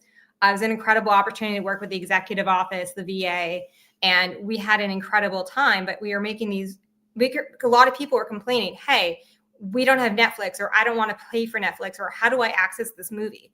And we were able to host across 6 locations in Massachusetts and brought that film to almost 100 people. And that was in a blizzard. So if the weather had been good, I like to think we would have had an even bigger turnout. But we were able to make this movie accessible to people who may not have had a chance to see it. Next slide, please. And then this is our tangible product. If you're on our website, we've been tracking women's history across Massachusetts and New England. Whenever we do an event, this year our theme is She Served Here. And this is just something because people think that history happened in Normandy. So when talking about visibility and accessibility, most people don't realize there's over 10 locations across New England where women served. So, well, it may not be the first thing you think of when you think of World War II. There were women stationed and working and training around here. So bringing that visibility close to home as well. And this is on our website, so you can find something in your community that ties into this history. Next slide, please. So I said we're starting to host more events, and I think this might, Deb, I'm more than happy to chat with you about some of these things, but we're starting to host more events. And this has probably been like the biggest and scariest part of what we're doing because this is new for us, but we're really excited. We're hosting a symposium in Northampton. I mentioned our She Served Here map. We found out a few years ago that women had actually trained at Smith College and Mount Holyoke College, and we are actually hosting our first symposium. We have an incredible lineup of speakers coming. We've got authors, we've got a couple of great historians, we've got a curator, we've got a makeup historian who's going to talk about like lipstick in World War II, which is, we're really excited to be hosting and nervous, but excited. So this is our biggest project for the year, and I'm happy to take any questions about it. We're posting more about it on our social media. Next slide, please. So yeah, Deb, I'm happy to make this one more of a conversation so I don't sound just like a Like I'm just, No problem. I hear you. I hate the fundraising part of it. This is like my least favorite part. I know we've talked about it, but So, in order to host an event, you need sponsors, you need donors, and the fact that women have served and that information is not readily available, it's important that sponsors and donors support your work. So, we do a Mel, lot of events for free. So and that's the thing, is that we want to make this in order to keep it accessible, we need to be able to take it to small organizations, smaller communities. And that's where we depend on donations and sponsorship. Our symposium, we're definitely still looking for some sponsors to help us. And for your symposium, is it something that is crossing a mealtime? Say, do you need a lunchtime sponsor or a coffee break sponsor? Is there someone who could sponsor the social media aspect of it? What kinds of things could people do to help support the work that you're doing and support raising the visibility of the fact that she served too? Well, and we're definitely, we've got someone who, for example, is sponsoring like one of our speakers. So we have a list of our speakers on our website, and we've actually had someone reach out and say, hey, can we provide support for this speaker? Because it aligns with what their company wants to, support. So we actually have that sponsorship coming through.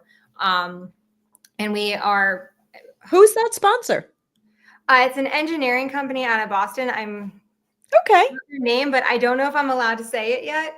I understand how that is sometimes. So I think I need to wait to make like a formal announcement, but we just got that information today because as you've probably seen, like a lot of women in transport, women in engineering, they're not able to, organize anymore. So with World War II, having talks about women who served in STEM, the first women navigators, the first women to work on aircraft and code breakers. So having a STEM sponsor for that lecture is something we're really excited about, to support programming and tie it back into women veterans who served in jobs that were not considered ladylike at the time. I love the idea that there are jobs that are not ladylike, and there were some badass women out there doing them. I love that. Sorry about the language, folks. I keep in mind on lockdown, and the veteran in me slips in sometimes, and it's like, you'd think I was in the Navy with my language sometimes. Mel, the work you're doing at your 6888 talk back, where you actually had the family members of the 6888 service members, truly just mind-boggling, stunning. It was awesome. I've seen your organization grow through the years, and it is even more important today, I think, than when we first met, that you keep going strong, and I'm looking forward to your symposium. Tickets are now open if anyone's interested. We're doing a Women's Promotion Month. So 10% off. It's on our website. I think they've added a QR code, but we're looking forward to, and like you said, now more than ever, it's so important to have these spaces to talk about history. So absolutely. Had the opportunity to come out today and talk about it. Yes, and we will put a link there in the chat. So thank you for joining us today. This has been awesome. Thank you very much. I'm sure history is not everyone's favorite topic, so it's always like, here I am. If you don't know your history, you're doomed to repeat it. Exactly. Well, thank you so much. Thank you, Mel. So my next guest, this is a sensitive topic, but it is one that we simply cannot ignore. Welcome, Kimberly Ferranti of the Providence VA Medical Center's Suicide Prevention Office. Hi, Kim. How are you? I'm well, thanks, Deb. How about yourself? Very good. Very good. So please, can you share with folks what it is that you do at the Providence VA Medical Center? Sure, but first I just want to thank you again for raising the awareness and amplifying the voices of our women veterans. Also, I'm just so grateful to be part of such a distinguished panel of guests here today. So I just wanted to acknowledge that. My name is Kim Peranti. I'm a clinical social worker and I work for the VA Providence Healthcare System. So it was nice to see our benefits counterparts on this call, as well as some other friends.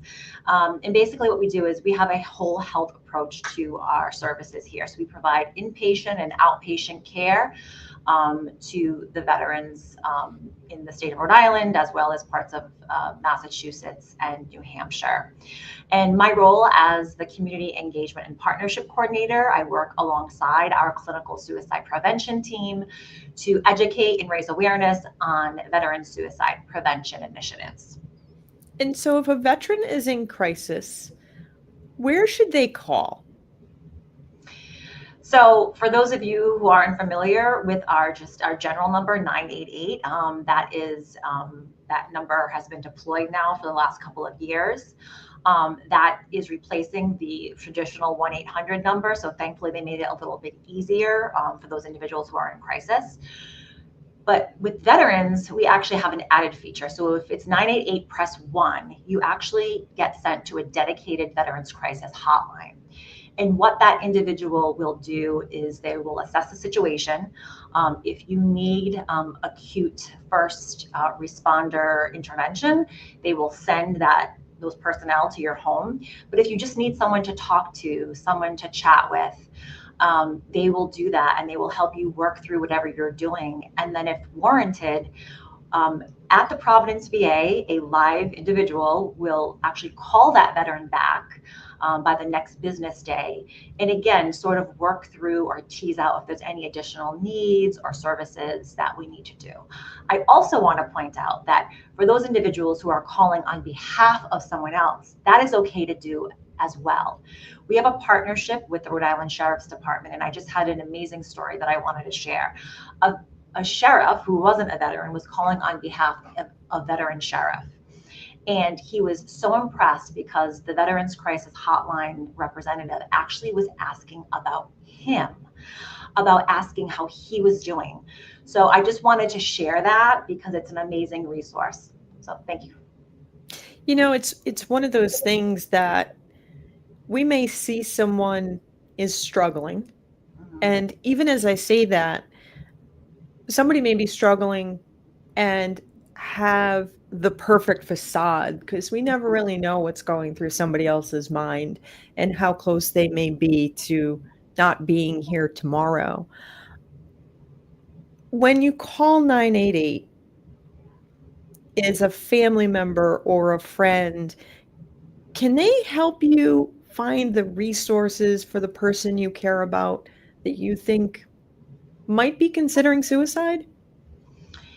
Absolutely. So again, those individuals are trained professionals. There's also the 988 call center, which is run by BH Link.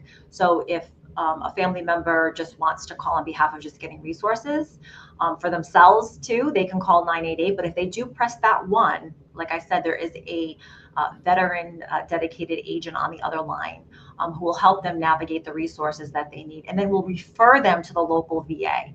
So whether you're calling in Texas or Montana or Rhode Island, those individuals will have the resources in place to refer that individual to them.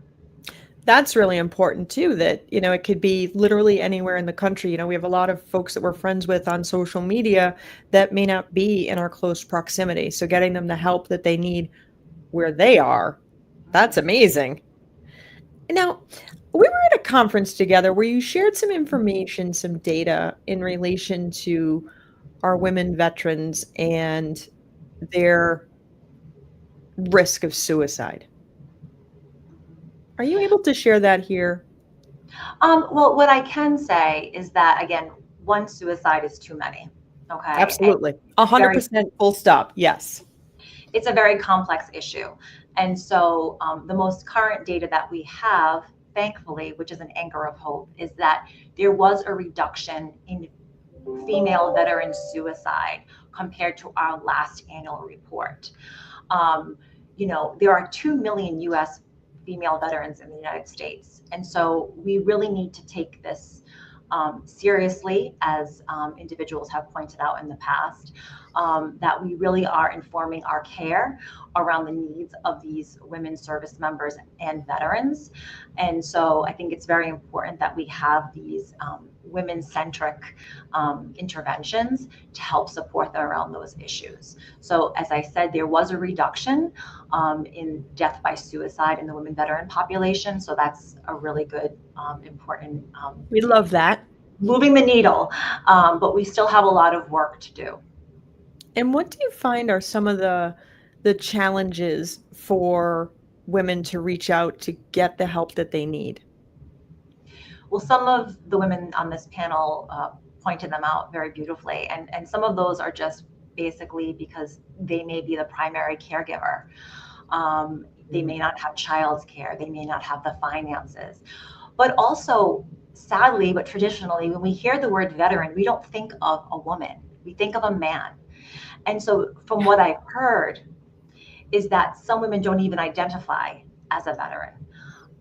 So we're trying to change that culture here at the national level, but also here at the local level as well. And we do that by events like this. So again, thank you for doing these.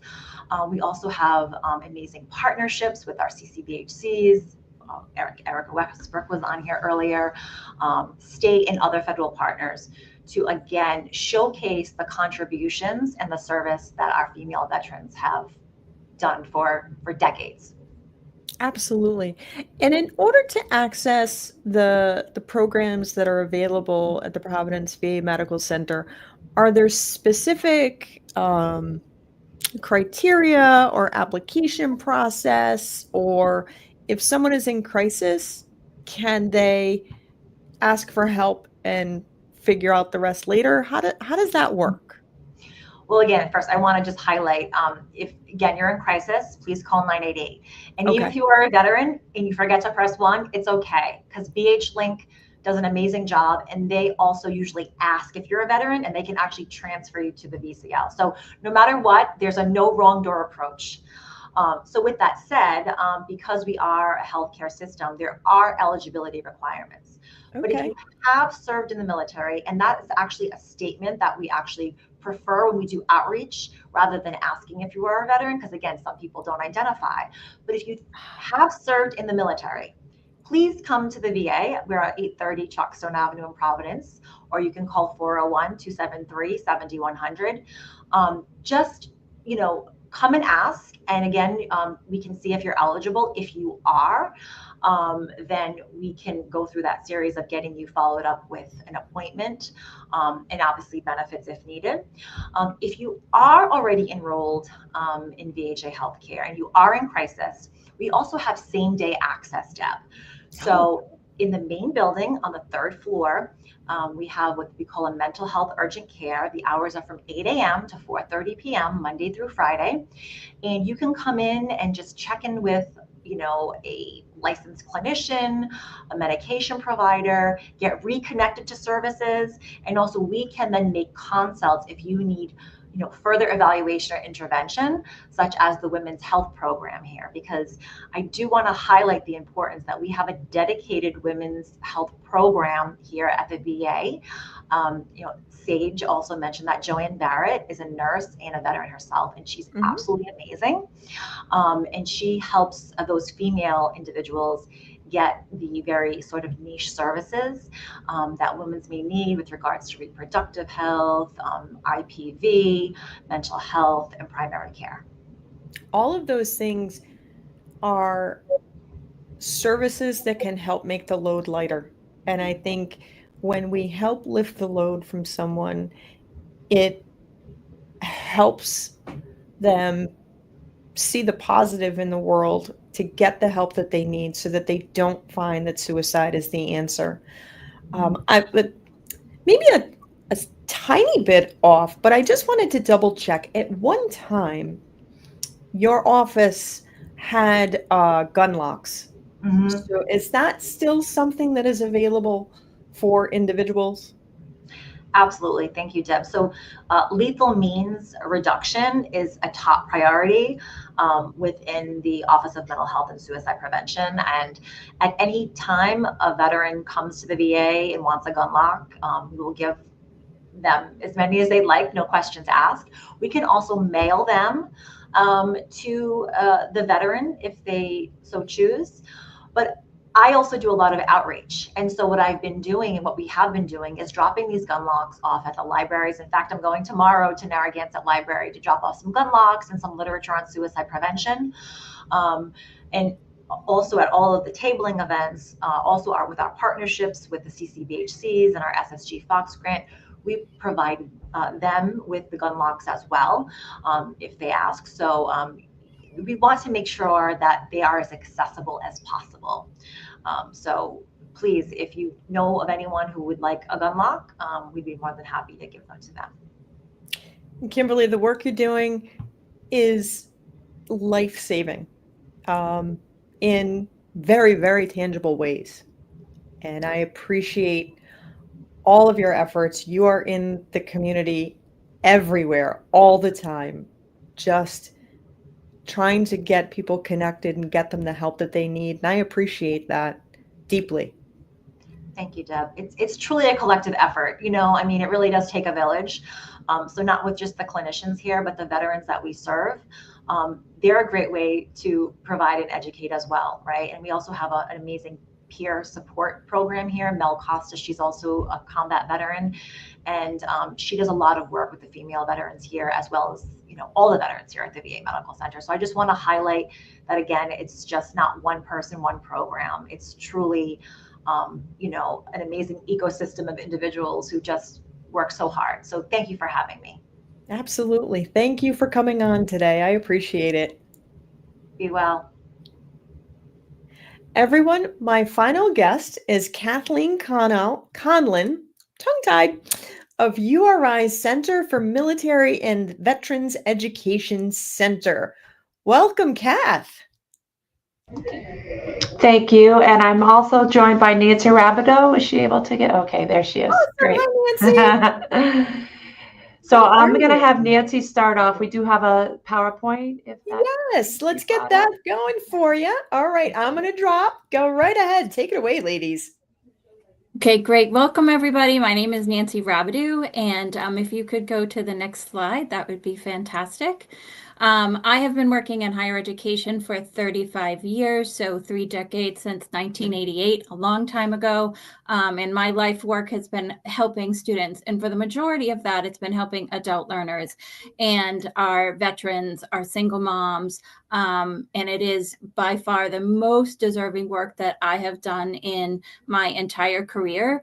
What I do here at the University of Rhode Island is I work as the Finish What You Started coordinator, helping students figure out how to create pathways to complete their educations and start their education. But a little about me is I am a single mom. I also am an adult learner. I started my master's at 48 as the single mom. I'm also a professor at Johnson & Wales. I'm a survivor of a abusive spouse with 3 kids, was left homeless, and had to pick myself up. So I've walked the walk, and I consider myself an advocate for all people, especially when it comes to obtaining their education. Kathy, do you want to introduce yourself? Sure. So I actually started off in probation and then changed careers into higher ed. I've been at URI for 16 years now. I was an advisor in the College of Business, and this is a new role for me over here at the Military and Veteran Education Center. I've been here for a couple of months, but I was drawn to this. My dad is a veteran, my husband is a veteran, and I was able to fly with the Blue Angels a few years ago when the director of our Veterans Center was also commanding that squadron. So kind of like a nice little come together here. The center is located in the Memorial Union. So if anyone's been to campus, we're in the main hub right next to the bookstore. And I have my headphones on because I have a lively group of students sitting out there chatting with one another, doing homework. And we have a therapy dog coming in a little bit. So I think they're all excited. So it's great to be here. I'll have Nancy kick it off and I'll finish up. Okay, next slide, please. So I like to always start when I talk to a group of people is that the new traditional student is a non-traditional student. The average age of a student nationwide is 25. So here in New England, students start traditionally at the age of 17, more often than not. But in the rest of the country, students typically tend to have a not straight line in terms of getting their education. And I always think that all of us have a story to share that we could share in the classroom and on campus. And that all of our experiences are important. Next slide, please. So what I am trying to express today for our military women veterans is that here at URI, if you're considering about education and you want to use your benefits, that what we do or what I do as the admissions counselor who helps students consider education is really an emotional commitment to the choices you're going to make in your life. So it's not going to be a, hey, you know, we just want you to come to the University of Rhode Island and have someone cut a check. It's going to be more about why is this important to you? So you're going to get one-on-one assistance. You're not going to do any of this alone. We have designated people on campus who are here to support you with making these decisions every step of the way. We have a lot of resources, some that we'll touch upon for you today. We are a military-friendly campus. We possess an understanding of many of us are active listeners. When we have orientation for our veterans every fall, sometimes there's more practitioners than there are veterans who are attending. That's how committed we are to our military affiliated students. You would never be alone here at URI. All you need to do, there's so many different people between Kathy and Bob, the director of the center, myself, many other people who have self-identified as supportive students, that you will, this isn't a scary experience because you will have help every step of the way. And I always like to say to students, I never know who's on the other end of the phone because one size does not fit all. Everybody, and as I said, has a story to share. And we're here to listen to that and help you figure out your next best steps. If that's not the University of Rhode Island, then I certainly will point you in the right direction. If you're not ready for URI today, tomorrow, next year, I might see you in a decade, and that's okay too. There's no pressure from our end. Next slide.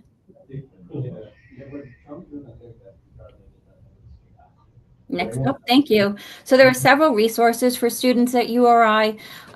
We have the Finish What You Started program, which is for students who would like to complete degrees that have either never started or have been to 6 colleges. Maybe you have past due debt. Maybe you've flunked out of several colleges. This is our way of assisting you to figure out your what next. We have our Veteran Affairs and Military programs, as well as advisors who are trained to work with our veterans.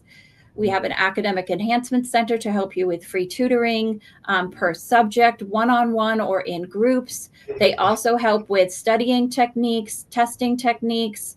We have a writing center. We have a career center, counseling, and we also have disability services for students. So if you need extra time to take your exams, if you need to sit in the front of classes, I have one veteran who hates the sound of the keyboard. And when he started school in the 80s, originally, he did not hear that click clack of everybody's laptops, and it really drives him up a tree. So he needs to sit in the front of classrooms, and sometimes he wears headphones, and that's okay. We figure out a way to help you be able to learn effectively. Next slide, please.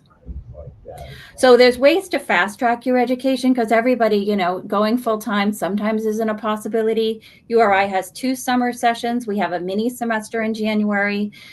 We will accept some of your JSTs or military training as college credit.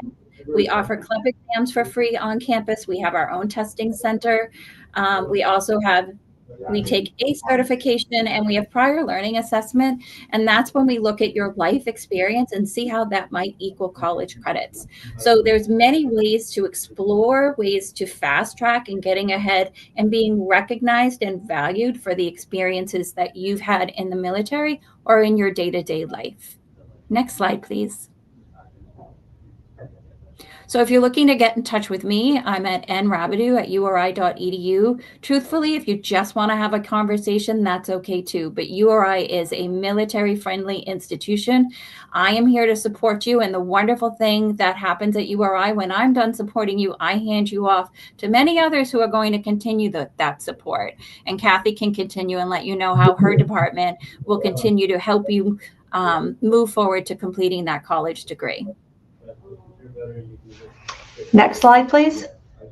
Thank you, Nancy. So just to talk about what military friendly means, and we do have the gold standard, we have to complete an extensive survey, and many of the things that they look for are graduation rate, retention rate, job placement rate, how we help students who are getting out of the military transition into civilian life. We do have a veteran center on campus, and the one thing we are really, really good at is VA benefits. I think that Sage and Tracy talked before about the GI Bill. There's several different versions, options that students can use based on their past military experience. So we have a dedicated certifying individual that works in enrollment services, and she will have you fill out a form, figure out which benefits you're going to use, how they work. She'll give a breakdown of what the cost will be.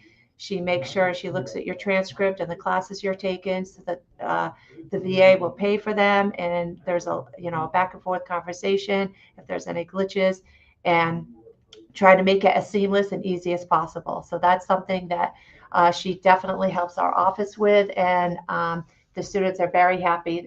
They come in here sometimes first time using their benefits, a little bit stressed out, and we smooth it all over for them. So we are very proud of that gold standard military friendly signal. Next slide. This is who our population is on campus. We have about 450 to 500 military connected. And when I say that, I mean those veterans using benefits as well as dependents. So we have a lot of students who are using their parents' GI Bill. And many of them are traditional students, come in as freshmen. They might not necessarily use our services in the office, but they are welcome to. We have about 12 work study students that are here at all times, paid by the VA, which is fantastic. And we have a lot of National Guard students that are using waivers coming here. We have the ROTC students. We have the reserves, all different branches. So you never know what's going to come through the office. We consider ourselves an inch deep and a mile wide. Next slide. These are some of our goals. Like number one, I said, is to serve our military connected students with excellence. We create a sense of belonging. We do a lot of programming here. We have people come in from the university that help with career. They help with transcripts. They help with the benefits. Like I said, we're having the therapy dog. So whatever we feel that the students are needing and ask for, we call it Topic Tuesday. They come in on Tuesdays from 10 to 12. We have cookies, and they just mingle with the students and help them out with whatever they need. We want to make sure that they don't have any issues with their benefits, and that the academics is probably the hardest thing that they're going to do when they get here. We also have a student veteran organization. So we have a president, vice president, and other officers, and they do some things like cemetery cleanups, hikes. They go to the national conference for the veterans every year, and they're just very active. They have an Instagram page, so they're talking amongst themselves in the office and get students together to do fun activities outside of the office and the classroom. And Nancy and I have partnered up to do things like this, get out into the community, talk to those that could want to come to URI, how do they use their benefits, and talk to the parents. So my office is actually right by where all the tours come. So oftentimes parents will sneak in afterwards and just say, hey, I want my son or daughter to use my GI Bill. How do they do that? And we put them at ease and let them know that we're a great school for it. And they certainly can contact us afterwards. We'll put them in touch with the right people to do that. Next slide. These are some of the flyers for the events we're having, the Topic Tuesdays, the student organizations. We do have a veteran support group on campus that's every other week, run by one of our faculty members who's a psychology and a neuroscience director. So that's fantastic. We've had some great conversations come out of that and some changes. We have some language put in our URI manual about allowing students to be excused from class if they get deployed or activated. So that was a really good thing that came out of that, and just some fun events as well. Next slide. One of the big things that we've been able to do based on some very generous donations from veterans and alumni is hand out money to those in need. So we have students fill out a form for financial assistance. We were able to give out about $35,000 last month. A lot of it, probably half of it, went to females, and that was, for anything from food, housing, books, transportation, you name it. So we're very proud that we've been able to give out that money. Next slide. These are some of the contact informations for the benefits that we offer on campus. The good thing is if you're out of state and you want to come to URI, you can get in-state tuition. And even if you don't move here, you will get that in-state tuition for the rest of the time that URI. So that's what parents really do love to hear, because it cuts the cost significantly. And this is some of our veterans, to reservists, National Guard, Marine. They've all gone on to get their masters, and this was at the URI State House Roadie Day last year, and we will also be attending this year on April 1st. So it's a great day if you have a chance to stop into the State House. Everybody from URI will be represented there, and we're very proud of that. And I think that is the last slide. I just also want to say thank you for having us. It was great to hear about all the different services that, sometimes in my conversations with students who are talking about the balances and the barriers they have in their lives, to have people that I can connect students with. It's always great to get that refresh and to put a face to names of people that I've heard of and connected students with. So super helpful from my end to hear about all these different programs. Yeah, it sounds like URI is really thinking big about our military members and veterans, and really making it as easy as possible to utilize the services and resources through your centers and to get the education that will move them forward. This is awesome. Yes, we are. Yes, so thank you for having us. Thank you very much for coming on today. This has been awesome. Well, everybody, we ran a little long, but that is okay, because this has been just a wonderful sharing of information and resources. As you all know, I'm Deb Burton, Executive Director of RI Elder Info and the host of Calling All Women Warriors virtual conference.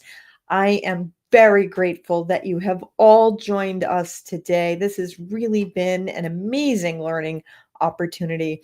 If you missed any part of it, if there's something you're not sure of, if you're looking for the contact information, it's been recorded so you can watch it and share at your pleasure. Now, I am happy to announce that we are hosting our 6th annual Calling All Veterans Day on Saturday, August 16th, 10 to 1 at the CB Museum in Quonset, right by the Coles. Same place as we were last year. So again, that's August 16th, 10 to 1 at the CB Museum. I am looking forward to seeing everybody in person.